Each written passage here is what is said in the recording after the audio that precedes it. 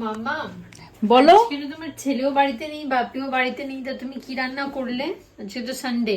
তোমার জন্যে হুম। নিরাশ হওয়ার কোনো দরকার নেই। দেখো আমি কি করেছি। জানি একটাও তোমার ভালো লাগে না, তাও এটা খেতে হবে। এটা তোমার আমার ডিমের কারি। হ্যাঁ, এটা ভালো। এটা তো তোমার পছন্দের। এটা হচ্ছে আচ্ছা, কাঁচকলার কোপ্তা। এটা কিন্তু একটা নতুন আইটেম, তুমি খাওনি কিন্তু এটা সবাই কিন্তু খুব ভালো খায়। আচ্ছা। পরে বলে দেবো রেসিপিটা। ছানার কোপ্তার মতন।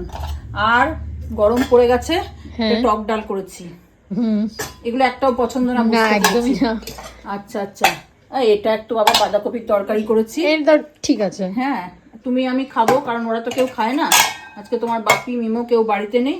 আর তো অ্যাজ ইউজুয়াল রাইস। আর এই যে দেখো ছোট্ট হাঁড়িতে করে দই পেতেছি। হুম।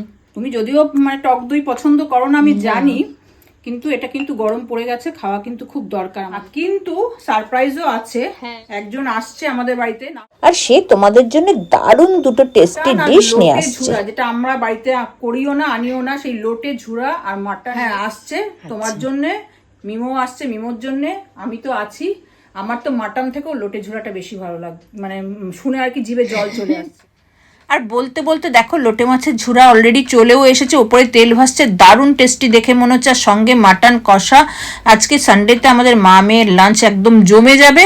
আর তবে লোটে মাছের ঝুরাটার দিকেই বেশি আমার অ্যাট্রাকশন রয়েছে, কারণ এটা যেহেতু আমাদের হয় না বা বাড়িতে আসেও না, সেই জন্য এটা কীরকম হয়েছে সেই টেস্টটা করার জন্য আমি একদম অধীর আগ্রহে অপেক্ষা করছি। আর তোমাদের কেমন লাগলো আমাদের মামের এই সানডের লাঞ্চের মেনু অবশ্যই কিন্তু কমেন্টে জানিয়ে। এইবার দেখো আমাদের মাম একদম খুশিতে টকবক করছে।